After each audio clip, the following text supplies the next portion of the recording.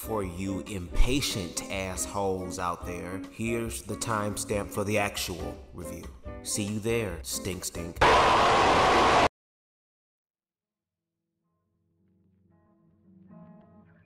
This review is going to contain adult language, and I do mean graphic, colorful adult language. If that's not your stilo, time to turn back now. That means you too, family members of mine. I'm grown, okay? Also, to the BBC cast, this review is for edutainment purposes only, all in fun shade, and I can take it back as well, so let me have it in the comments, all right? Again, in fun shade. If you feel you might be prone to having a egoic response, you can go ahead and turn back now, okay? Because if you go forward, it's all on you. Motherfucking also. Copyright disclaimer under Section 107 of the Copyright Act of 1976. Allowance is made for fair use for purposes such as criticism, comment, news reporting, teaching, scholarship, education, and research. Fair use is a use permitted by copyright statute that might otherwise be infringing. Nonprofit, educational, or personal use tips the balance in favor of fair use. All the videos, songs, images, and graphics used in this video belong to their respective owners, and I or this channel does not claim any right over them.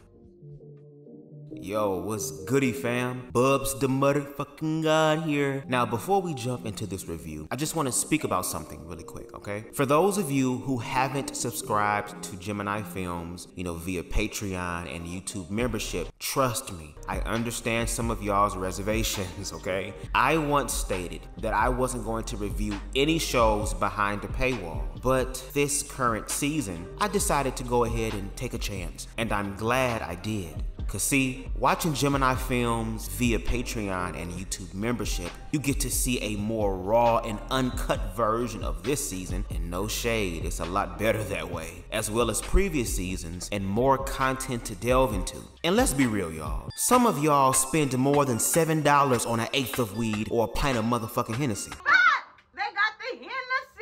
And to be even realer, the more y'all subscribe via $7 a month, it'll keep stoking the flames underneath Karan's ass to keep cranking these episodes out in a consistent and timely manner. No shade. But, with the permission and clearance from Gemini Films, I'ma give y'all a little taste of what's behind the paywall. Let's get into it. Hey, impatient assholes, how you doing? I'm glad you're here, okay? You ready? Let's go ahead and go. Damn.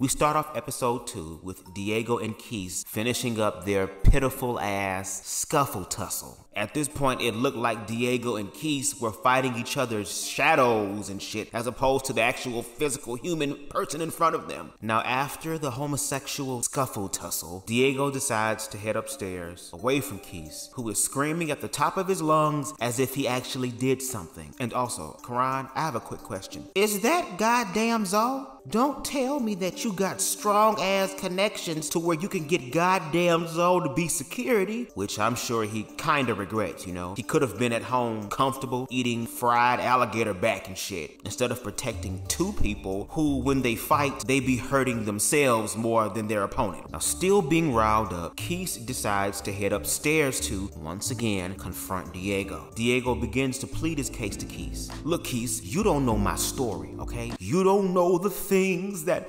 I've gone through. Keith, you could not imagine. And Keith said, girl, fuck all that gospel shit, all that Tamala Man shit, that Kurt Franklin shit, that Clark sister shit, that Donnie McDick swallowed up McClurkin shit, that AA shit, that government assistant therapy shit. Bitch, do you want these float like a power bottom and sting like a top ass hands again? And they proceed to scuffle, tussle in the name of being drunk bitches again. Now afterwards, Keith decided to let Diego know that he'll be sleeping in the bed across from him. So at this point, if he can't get those hands on you again through violence, he'll possibly get his hands on you again through your pants. Diego then proceeds to go back down the stairs where Keith is still giving his soliloquy about whooping Diego. They continue to engage each other verbally again, which then prompts Keith to throw a drink back at Diego, getting his lick back. Now once Diego Diego leaves, we can hear damn near asthmatic breathing from Keith, okay? Who ensures us that despite what the alleged alcoholic demon on Diego's back has caused, that he is still, in fact, and indeed, highly favored No Clark sisters. Out of breath, but highly favored. And Lilo ass looks highly flavored, okay?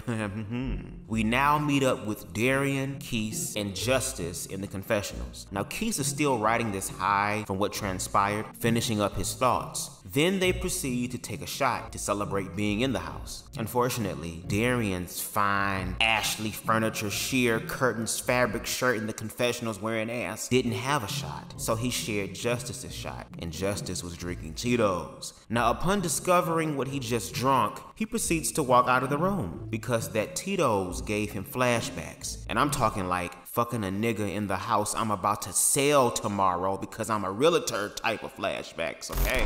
We then get a sneak peek of Justin and Case getting prepared for the arrival of Lilo and Tynell, aka Stitch. Now, Justin is seen pacing back and forth as if he's imagining all the things that he wants to do to Tynell. And again, shout out to the motherfucking cameraman girl because Justin is caked the fuck up. I don't remember Justin's ass being this motherfucking fat. I was sitting here thinking like, nigga, do you have on a jock strap or something? Your cheeks is pushed up and plumped out, nigga. Had my eyes glued to the screen. Ikarabo shande ishkatai. Idire manidi baby. Case is seen getting his trap ass fighting gear together. And the way those better ass fights went down, y'all. $7, Patreon, YouTube membership, bitch. You missing out. We're then dragged back into the confessionals with Diego and Justice. Now, Diego gives his very brief explanation stating that he did not come here to fight, okay? He came to turn up and redeem himself in his eyes, as well as some of the eyes of the Gemini Films audience, okay? And I do mean some. Fuck some of you other hoes. Justin reveals that, yeah, he doesn't know what the fuck's going on, okay? You know, cause he doesn't. I'm just glad that he's not wearing another Kimberly outfit fashion creation manifestation. We then see Justice attempting to not be a fake ass bitch, decided to talk to Keith to get his side of the story. And Keith just lets him know that all that really stood out to him was that drink flying across the fucking island, okay? And that was all the fuck he needed to experience to start the scuffle tussle with Diego. Malamente, bitch. Then we get to the real motherfucking deal, okay? Not the scuffle tussle, but the slang and bang. Lilo and Tynell have finally arrived. They're both checked by security. Both Lilo and Tynell share in the confessionals that it's redemption time. Dog walk a bitch time. Shut hoes up in the comments time, okay? They are ready. Now, these motherfuckers didn't even walk into the house yet. They proceeded to walk towards the backyard where the lights in the trap-ass fighting area was set up. And when I tell you, Case, Justin, Lilo, and Tynell stood on their word when they said it's on site. All of a sudden, it's a motherfucking tornado tag match, okay? The hand-to-hand Mortal Kombat that ensued literally overwhelmed the security to the point where you can clearly hear one of the security guards yell out, "Help me, nigga." Now, after the big blowout, Lilo and Case still aren't satisfied with that round. They prepare to fight again.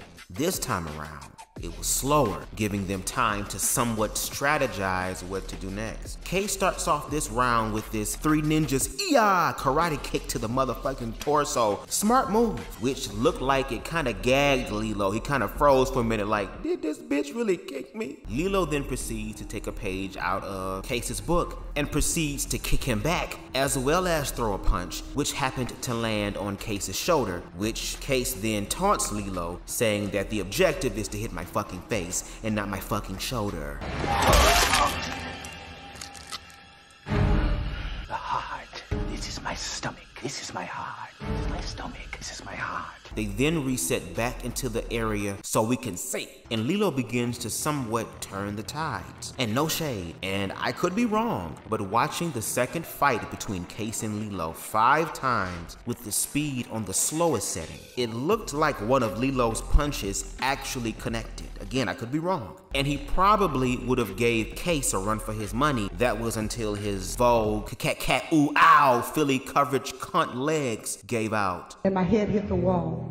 Lilo proceeded to roll down the hill, where Case went in like a fucking quarterback and sacked the fuck out of Lilo. They proceeded to wrestle around for a bit. Case then decides to be petty and grab Lilo's hair. Security broke the fight up. Now after the fight, Tynell decides that, look, hey, I'm about to drop this 2-year-old beef. Unbeknownst to him, Justin motherfucking Miss New Thick Booty Ass is not done with him yet by a long shot. We then see Darian's ass come outside to check on his newly established but familiar alpha male house dick, offering him water and shit. See, that's why Darian's wifey material, okay? You better bring your man some water after he done stopped, dropped, and rolled down a hill with Lilo and shit. That shit. We're now back in the kitchen with Justice, Keith, and Diego, and I'm fucking over it, okay? Justice is trying to live up to his name by attempting to get Keith and Diego to talk and squash the horrible and we can't get ready to unalive and retire this goddamn scuffle, tussle, beef ass shit. And surprisingly, it worked. They talked through it, chalking it up to miscommunication, of course, in which they both agreed to drop it and move forward. And I'm glad they did, okay? Because if they would have started the scuffle, tussling shit again, I would have unsubscribed from the membership and take all that shit I said in the beginning back, okay, bitch? I'm just playing, just playing. We then see Lilo and Tynell walking through the house, complimenting the upgrade of Gemini Films, okay? The budget is budgeting, all right? And now that everyone is in the house, it's time to drink and get freaky. The bottles are bottling. No weed in sight. That kind of hurt my feelings. And Justin is seething a bitch. The cast begins to play Dare or Dice, a naughty dice game. Some of the cast makes out with each other. Looks like Keith and Diego are gonna get along just fine, while others take off their shirts and shit. Tynell decides to call up one of his exes in front of everybody.